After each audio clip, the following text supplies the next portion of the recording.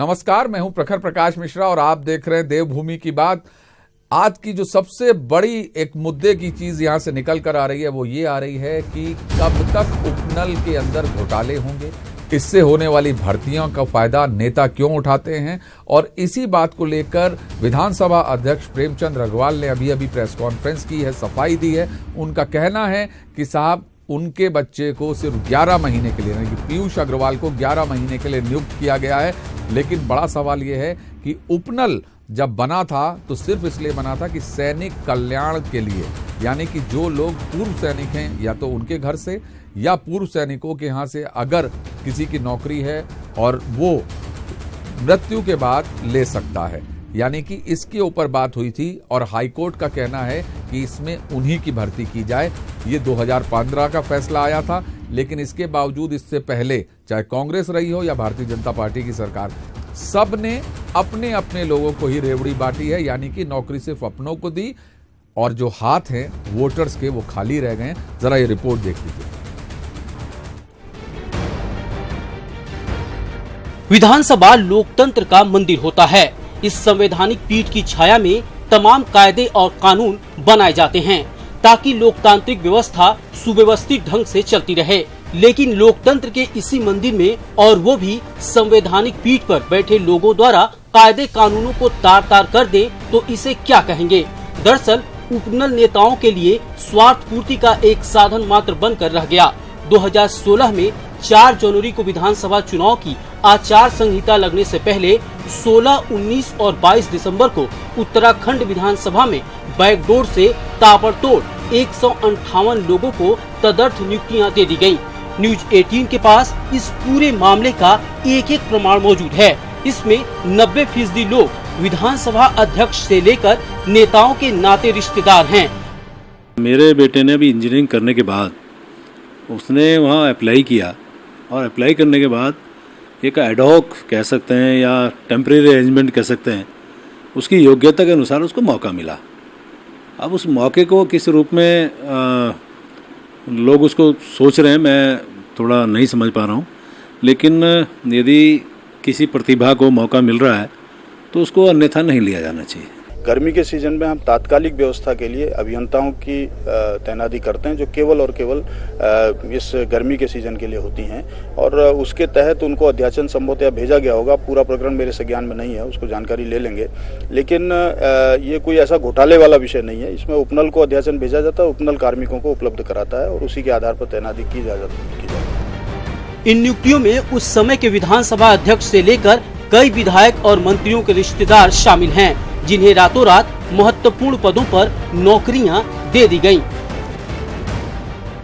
बिल्कुल नियम विरुद्ध नियुक्तियां हैं। संविधान के अनुच्छेद 14 और 16 जो अवसर की समानता और हमको कानून की समानता का अधिकार देता है, इक्वलिटी बिफोर लॉ, वो पूरी नहीं की गई। ये चोर दरवाजे की नियुक्तियां हैं। इस पूरे मामले में जब हमने नियुक्त अधिकारी विधानसभा सचिव से बात करनी चाहिए, उनका पक्ष जानना चाहा, तो उन्होंने ये कहकर साफ तौर पर इनकार कर दिया कि ये पूरा मामला हाईकोर्ट में विचाराधीन है। कई सवालों पर वे ऑफ द रिकॉर्ड तक जवाब नहीं दे पाए। बहरहाल ये लोकतंत्र का पवित्र मंदिर है, जहां तमाम वो कायदे कानून बनाए जाते हैं जिससे हमारी लोकतांत्रिक व्यवस्था और मजबूत हो सके, हमारा समाज सुव्यवस्थित ढंग से संचालित हो सके। लोकतंत्र के इस पवित्र मंदिर में ही जब तमाम कायदे कानूनों को तार तार किया जाएगा, ताक पर रखा जाएगा, तो भला उम्मीद करें भी तो किससे। कैमरामैन मोहित पोखरिया के साथ सुनील नौप्रभात, न्यूज 18 उत्तराखंड। तो आपने देखा कि उपनल के माध्यम से नियुक्तियां की गई। और आपको बता दूं कि इससे पहले जब कांग्रेस की सरकार थी तो भी विधानसभा अध्यक्ष की नाक के नीचे 158 लोगों की भर्तियां विधानसभा के अंदर कर दी गईं, और वो भी गैर कानूनी अवैध तरीके से।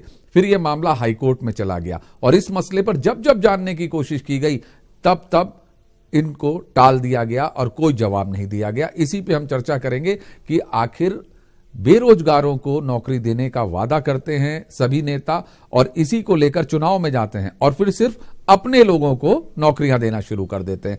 मेरे संग भारतीय जनता पार्टी से प्रवक्ता सुरेश जोशी मौजूद हैं और कांग्रेस से हमारे संग मौजूद हैं मथुरा दत्त जी, प्रमुख वक्ता हैं, और साथ ही साथ पीड़ित, वो बेरोजगार जो आज का युवा है, अरविंद हमारे साथ मौजूद हैं। तो सबसे पहले अरविंद का ये दर्द है, अरविंद से जानने की कोशिश करेंगे। अरविंद, ये भर्तियों में घोटाला और भर्तियों का खेल है क्या? सर, मैं आपको बताना चाहूँगा कि पिछली जो सरकार रही है, कांग्रेस की सरकार रही है, इन्होंने सर्वप्रथम 78 लोगों को उपनल के माध्यम से विभिन्न पदों पर भर्ती किया। ये कि एक चपरासी से लेकर के प्रतिवेदक एक ग्रेड सेकंड का जो पद होता है, वहाँ तक इन्होंने भर्तियाँ की हैं। और जिसका 78 पदों तो भरे हैं। उसके बाद इन्होंने क्या किया कि ठीक चुनाव से पहले 16 दिसंबर, 19 दिसंबर और 22 दिसंबर को इन लोगों ने जो 78 लोग जो उपनल से इन्होंने काम चलाओ व्यवस्था के लिए लगाए गए थे, वो तदर्थ रूप से नियुक्त कर दिए गए। और साथ में और 78 लोग इन्होंने उसके ऊपर और भर्ती किए गए। टोटल मिलाकर के जो हमारे पास तथ्य हैं, 154 लोग इन्होंने विभिन्न पदों पर नियुक्त किए हैं।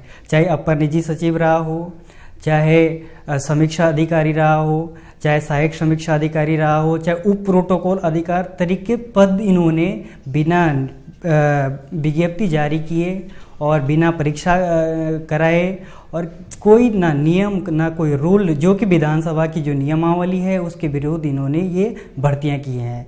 4th क्लास की इन्होंने नियुक्तियां की है, जो कि 2006 के बाद जो नियम है कि जो 4th क्लास के जो पद होंगे उनको आउटसोर्स से भरा जाएगा। लेकिन पिछली सरकार ने इन पदों को भी तदर्थ नियुक्त किया गया है। जो आज बेरोजगार जो रोडों पे है वो क्यों है? क्योंकि इस प्रकार से जो हमारी जो सरकारें हैं अपने नातेदार, बेटा, बहू, रिश्तेदारों को इस प्रकार से पिछले दरवाजों से नियुक्त कर रही है। तो आज बेरोजगार अगर रोड पे ना आए तो कहाँ जाएगा? अगर बेरोजगार अपनी आवाज़ को उठाता है तो हमारी सरकारें उन पे लाठीचार्ज करती है। तो बड़ी त्रासदी है। अरविंद ने अपना दर्द बयान करा। मथुरा दत्त जी, आप कांग्रेस में हैं और कांग्रेस अब विपक्ष में है, आप ही के घर में अंधेरा है, तो आप क्या उंगली उठाएंगे अब सरकार के ऊपर? नहीं, अंधेरे और उजाले का कोई सवाल नहीं है, कोई अंधेरा नहीं है। जो भी तत्कालीन माननीय विधानसभा अध्यक्ष जी ने नियुक्तियां की हैं, वो विधानसभा की नियमावली और जो अधिकार विधानसभा अध्यक्ष को होते हैं उनके तहत उन्होंने किए हैं। चूँकि इस समय मामला पूरा कोर्ट में विचाराधीन है, हाई कोर्ट में मामला चल रहा है, उसमें ज्यादा टीका टिप्पणी किया जाए। आप तो लॉयर हैं, आप उन बातों को तो कह ही सकते हैं जो तथ्य हैं। नहीं, मैं तथ्य में ही बात कर रहा हूँ। देखिए, मैंने इसलिए कहा कि कोर्ट में मामला है और कोर्ट के विचाराधीन है। जो भी फैसला कोर्ट का होगा वो सबको मान्य होना चाहिए। मैं ये नियुक्तियां हैं वो नियमों के विरुद्ध हुई है। नहीं, हमारे पास तथ्य हैं उसके। ये जो नियम 17 के तहत इन्होंने नियुक्तियां की हैं, नियमावली में लिखा हुआ है कि जो विधानसभा में जो नियुक्तियां होंगी नियमावली के तहत होंगे। मैं पहले लेकिन साई जोशी जी को अरविंद जी रुक जाइए, अरविंद जी आपकी बात सुनेंगे। अरविंद जी रुक जाइए, आपकी बात भी सुने आप जरा, मैं अपनी बात कह लूं। अरविंद जी रुक जाइए। इनका कहना है कि नियम विरुद्ध नियुक्तियां हुई हैं। अगर नियम विरुद्ध नियुक्तियां हुई हैं तो उसमें कार्रवाई होगी, क्योंकि जांच में मामला है, कोर्ट में विचाराधीन है। और वैसे अगर आप, जहां तक बात है, तो हम तो, हमारी संपत्ति बेरोजगारों के साथ है। कांग्रेस ने हर हमेशा बेरोजगारों के हित में काम किया है, उनको नौकरी देने का काम किया। अगर वहां कोई गलत नियुक्ति हुई है, चूंकि कोर्ट के विचाराधीन है, जो न्यायालय का फैसला आएगा वो सबको मान्य होगा। और जहां तक विधानसभा के अध्यक्ष के फैसले का मामला है, नियुक्ति का मामला है, जो मेरा मानना यह है कि जो भी नियुक्तियां उन्होंने की होंगी वो कानून के तहत की होंगी, नियम के तहत की होंगी। कहीं कहीं से तो प्रपोजल आया होगा। ऐसे सीधे तौर पर तो मैं समझता हूँ विधानसभा अध्यक्ष को भी नियुक्ति देने का अधिकार नहीं है विधानसभा की नियमावली में। हाँ, कोई न कोई नीचे से प्रोसेस में आई होगी तो अध्यक्ष जी ने नियुक्तियां दी होंगी। वो नियुक्ति अधिकारी तो सचिव होगा, सचिव ने नियुक्ति दी होगी, अध्यक्ष को कोई सीधी नियुक्ति देता नहीं है। अगर कोई भी गलत हुआ है, चूंकि मामला कोर्ट में है, हमको कोर्ट के फैसले का इंतजार करना चाहिए और जो फैसला कोर्ट का होगा वो सबको मानना चाहिए। मैं आपको बता देता हूं कि 21 जुलाई 2015 में हाई कोर्ट कहता है कि नियुक्तियां नहीं की जा सकती जब तक कि वो पूर्व सैनिक ना हो या उसका परिवार ने सेना की कोई सेवा ना की हो। लेकिन सुन तो लीजिए, नियुक्तियां हो गई, उसके बाद शासनादेश 2016 का शासनादेश है, हिसाब नियुक्ति इसमें नहीं हो सकती, फिर भी हो गई। मैं यहाँ पे क्लियर कर दूं, एक मेरी सुन लीजिएगा। देखिए यहाँ पे दो बातें हैं।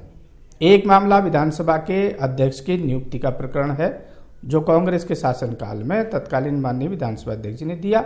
दूसरा मामला आप उपनल का कह रहे हो। देखिए उपनल में नियुक्तियां हुई, हमारे शासनकाल में भी हुई, मैं मानता हूं उस बात को।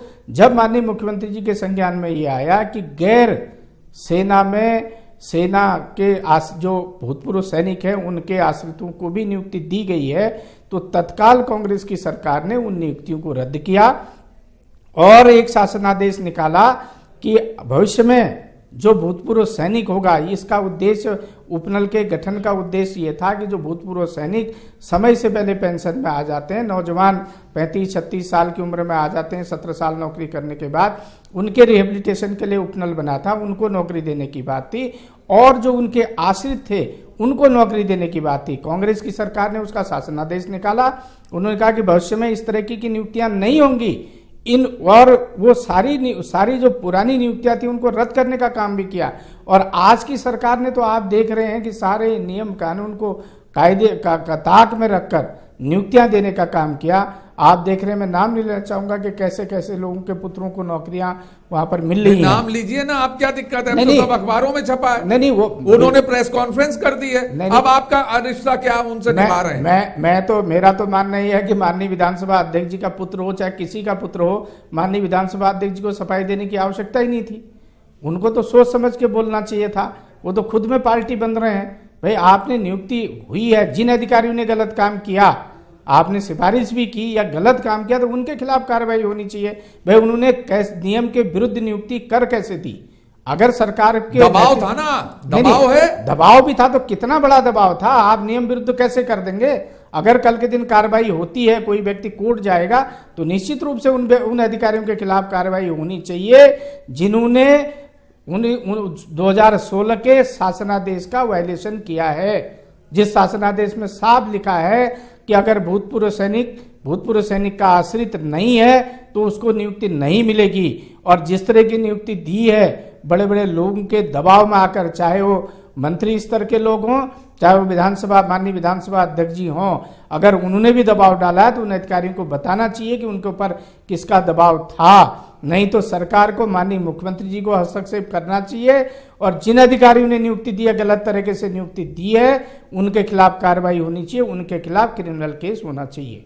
जांच की बात आ गई निकल के, खुद कह के गए हैं कि अगर मेरे लड़के की नियुक्ति गलत है तो जांच हो जाए। और अजय भट्ट बीजेपी अध्यक्ष ने कहा है कि अगर नियम विरुद्ध है तो जांच हो जाए। जोशी जी, अब आप बताइए, आपकी डबल इंजन की सरकार, जीरो टॉलरेंस की सरकार, अब आप इस मामले को कैसे देखेंगे और पार्टी का क्या स्टैंड होगा? पहले तो देखो, जो उपनल पे हम लोग चर्चा कर रहे हैं, बार बार ये विषय आ रहा है कि उपनल पे जो नियुक्तियां हुई है उसमें सिर्फ और सिर्फ पूर्व सैनिकों के आश्रितों को या पूर्व सैनिकों के परिवारों से ही लोग होने चाहिए। अगर आप उपनल की नियमावली जो शुरू की बनी है उससे लेकर के लास्ट तक पढ़ेंगे, उसमें कितने संशोधन हुए हैं। विषय यह है कि उसमें संशोधन कितने हुए हैं। जब उपनल बना था तो आउटसोर्सिंग के लिए एक एजेंसी बनी थी, उसमें सिर्फ तृतीय और चतुर्थ श्रेणी के लोगों की भर्ती के लिए ही उसमें प्राविधान बने थे। लेकिन धीरे धीरे उसमें क्या हुआ है, 2012 और 17 के बीच में कितने तमाशे उसमें हुए हैं उस उपनल के अंदर। अगर आप उसकी स्टडी करोगे तो तब पता चलेगा कि आखिर भ्रष्टाचार हुआ कैसे है, भ्रष्टाचार होता कैसे है।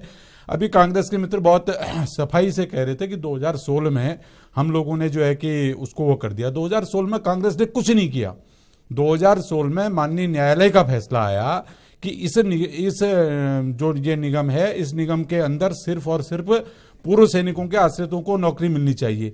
उसका परिपालन जो है कि जब कोड ऑफ कंडम लगने की स्थिति सरकार के ऊपर आ रही थी तब उसका परिपालन सरकार ने किया। लेकिन मैं आपके चैनल के माध्यम से ये पूछना चाहता हूं, जो लोग आज सफाई दे रहे हैं, 2 विधानसभाओं को उठा के देख लीजिए। धारचूला विधानसभा माननीय मुख्यमंत्री जी की विधानसभा थी, इससे पहले विधानसभा अध्यक्ष जी की जागेश्वर थी। जागेश्वर और धारचूला की विधानसभा में सैकड़ों नियुक्तियां हुई हैं, 2 ही विधानसभाओं में, सिर्फ 2 विधानसभाओं में। जोशी जी, और 2012 और 17 के बीच में जो इन्होंने संशोधन किया, उपनल की जो धज्जियां उड़ाई, वन निगम में क्या हुआ, जल निगम में क्या हुआ, आपके स्वास्थ्य विभाग में क्या हुआ, ऐसे लगभग मैं कह सकता हूं कि 3000 लोगों की नियुक्तियां, इसमें भ्रष्टाचार भी हुआ है, अभी नियुक्तियां ही नहीं हुई हैं।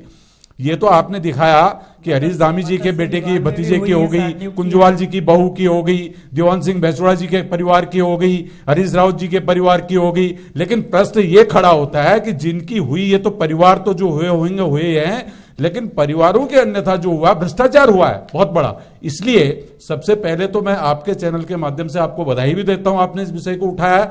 हम सरकार से डिमांड करते हैं इसमें कि उपनल में जितनी भी भर्तियां हुई हैं उसकी जांच होनी चाहिए, जो अधिकारी दोषी है उस पर कार्रवाई होनी चाहिए, और जिस नेता के द्वारा चाहे नियम विरुद्ध काम किया गया है, चाहे वो मंत्री पद पर रहा व्यक्ति हो, चाहे वो पीठ पर रहा व्यक्ति हो, किसी भी पद पर रहा व्यक्ति हो, अगर उसने गलत काम किया है तो निश्चित तौर पर उस पर भी कार्रवाई होनी चाहिए। अरविंद की बात से मैं सहमत हूं, जो अरविंद जी ने अपनी बात को रखा है कि वास्तव में नियम कानूनों की धज्जियां उड़ा करके ये सारे प्रोविजन हुए हैं। अब इस बात का संज्ञान इससे भी आप ले सकते हैं कि आज अमर उजाला की न्यूज छपी है। अमर उजाला की न्यूज में मथुरा दत्त जी तो अभी कह रहे हैं कि सरकार में ऐसा हो गया, सरकार में ऐसा हो गया, लेकिन इनके अध्यक्ष जी ने आज, प्रीतम सिंह जी ने बोला है कि भाई इस तरह की जो भी नियुक्तियां होती हैं या हुई हैं या जो आगे होंगी वो गलत नहीं है।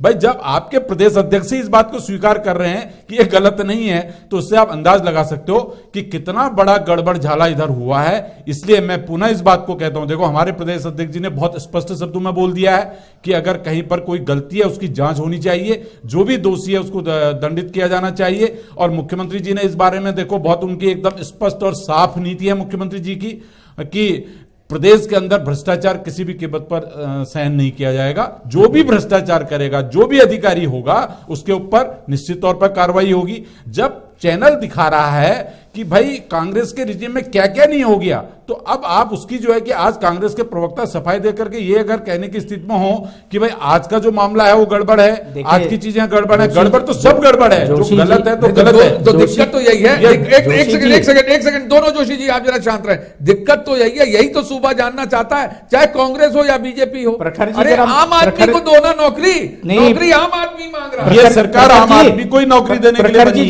है। देखो प्रखर जी, मैं आपके चैनल के माध्यम से बताना चाहता हूं कि इस प्रदेश की सरकार की, इस प्रदेश के मुखिया की, विशेष करके माननीय मुख्यमंत्री जी की नियत और नीति बिल्कुल साफ है।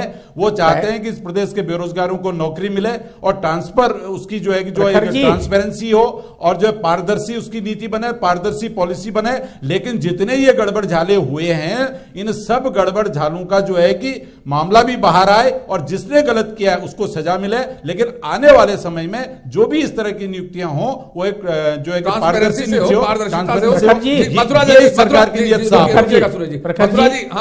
प्रखर जी, जो हमारे सम्मानित भारतीय जनता पार्टी के प्रवक्ता महोदय बोल रहे हैं, इनकी बातों में कतई कोई दम नहीं है। मैं एक बात बहुत साफ तौर पर कहूं, मेरे बड़े चैनल पे आपके गोविंद सिंह कुंजवाल जी के रिश्तेदार दिखाए जा रहे हैं, मैं चैनल मैं दिखा रिश्तेदार दिखाए जा रहे हैं, मैं चैनल पर आपके मैं इन्हीं के रिश्तेदार दिखा दूंगा। आप कह रहे हैं कि इनकी बात मैं इन्हीं के, अरे जोशी जी जरा सुन लो, जोशी जी सुन लो, जोशी जी सुन लो, अरे सुन लो भाई, अरे आप सुनना नहीं चाहते, टाइम क्यों बर्बाद करते हो?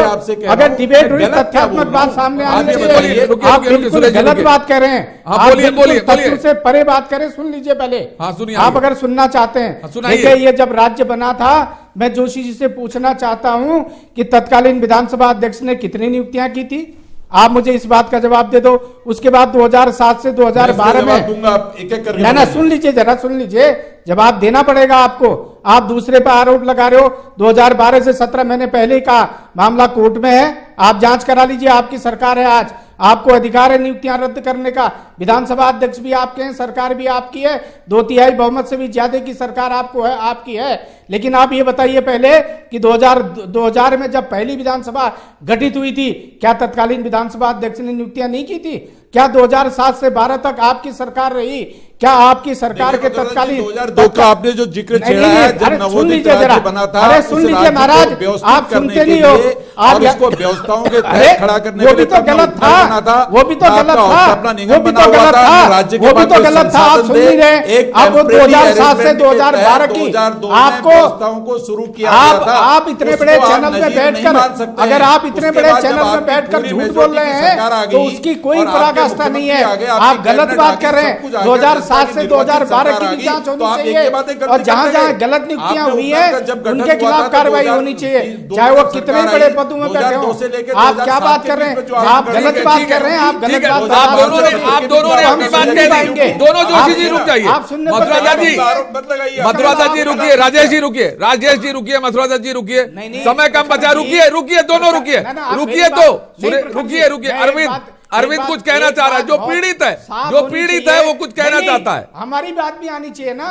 अगर पहले पीड़ित की सुनिए। पार्टी के लोगों को मौका देंगे, जब ये क्यों नहीं कहते 2007 से 12 भी गलत नियुक्ति हुई, ये क्यों नहीं कहते 2002 में गलत नियुक्ति हुई? 2007 से 12 में तो गलत कुछ हुआ ही नहीं। अरे कैसे नहीं हुआ? कौन कह रहा? गोविंद सिंह सरकार जोशी, आपने उन नियुक्तियों को देखिए जोशी जी, जोशी जी, गलत अरविंद जी आप बोलिए, अरविंद जी आप अपनी बात कहिए, सुरेश जी रुक जाइए, मथुरा दत्त जी प्लीज, मथुरा दत्त जी प्लीज रुक जाइए। नहीं देखिए अरविंद को बोलने दीजिए, अरविंद को बोलने दीजिए प्लीज। ये गलत कहेंगे, इनकी बात का जवाब तो देना ही पड़ेगा।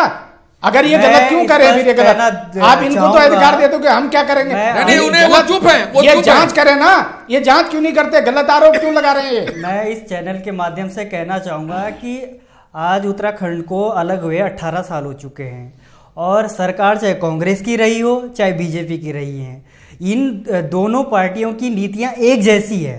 बेरोजगार के हितों के लिए आज तक इन सरकारों ने कुछ नहीं किया है, और जो लाठीचार्ज नहीं किया, कभी लाठीचार्ज भी कराया है, कांग्रेस की ऐसा सरकार नहीं है, ने पिछली सरकार ने लाठीचार्ज करवाया लाठी से खून की होली खेलने का काम किया इन्होंने। आप ऐसी बात मत बोलिए, आपने लाठीचार्ज नहीं किया। इन्होंने भी लाठीचार्ज कराया। अब जब 26 तारीख को बेरोजगारों की एक महारैली थी, और बेरोजगारों की सिर्फ एक मांग थी कि भाई हमें नियुक्तियां दो, हमारे लिए नियुक्ति विज्ञप्ति जारी करो।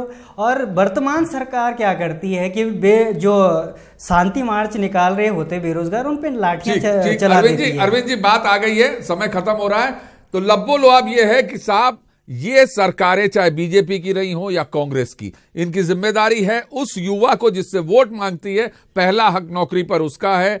और कम से कम उन राजनेताओं को तो पहले ही सोचना चाहिए, चाहे वो बीजेपी के हो चाहे कांग्रेस के हो। उसमें सबसे ज्यादा जरूरी है जब आप शुचिता की बात करते हैं, आदर्श की बात करते हैं, जब आपको अटल बिहारी वाजपेयी की बात कहनी पड़ती है और आप कहते हैं हम उनकी यहां से हैं, और जब आप कहते हैं हम लाल बहादुर शास्त्री के यहां से हैं, तो कम से कम अपने उन पूर्वज नेताओं को तो याद करिए। कहीं तो आदर्श आपको स्थापित करना पड़ेगा। अगर आप आदर्श स्थापित नहीं करेंगे तो फिर लोकतंत्र कैसे चलेगा? और लोकतंत्र के लिए कहा गया है कि पहला हक जनता का है, तो पहला हक जनता को देना ही पड़ेगा। और कम से कम आपका बच्चा बेहतर है, क्वालिफाइड है, स्कॉलरशिप से पास आउट है, जो कह रहे थे प्रेमचंद अग्रवाल जी, जो भी है, लेकिन वो एग्जाम पास करके जाए, एग्जाम पास होके आए बच्चे, बाकायदा इंटरव्यू हो और कम से कम क्लियर हो चीजें। ये सबसे ज्यादा जरूरी है, और इसी को करना होगा, तभी आप विकास भी कर पाएंगे और तभी आप जनता के पास जाके दोबारा कह भी पाएंगे कि आपको वोट चाहिए। क्योंकि जब आप जाते हैं तो जनता भी तो हिसाब मांगती है, और जनता आप कह रही है कि साहब जो हमारा हक है वो हमको दे दीजिए। अब बात जहां तक जांच की है, अब अगर जांच करानी होगी सरकार को तो जांच कराए, क्योंकि खुद कह रहे हैं अध्यक्ष जी कि साहब जांच हो जाए, खुद कह रहे हैं भट्ट कि जांच हो जाए, तो अब जांच हो जाए, इसका सबको और पूरे सूबे को इंतजार रहेगा। और कम से कम हम ये उम्मीद करेंगे कि आगे भर्तियों के घोटाले रुकें, और ये घोटाले जब रुकेंगे तभी आप एक बेहतर व्यवस्था दे पाएंगे। आज के कार्यक्रम में इतना ही। प्रखर प्रकाश मिश्रा को पूरी टीम के साथ दीजिए इजाजत। आप सबका हमारे स्टूडियो आने के लिए बहुत बहुत धन्यवाद।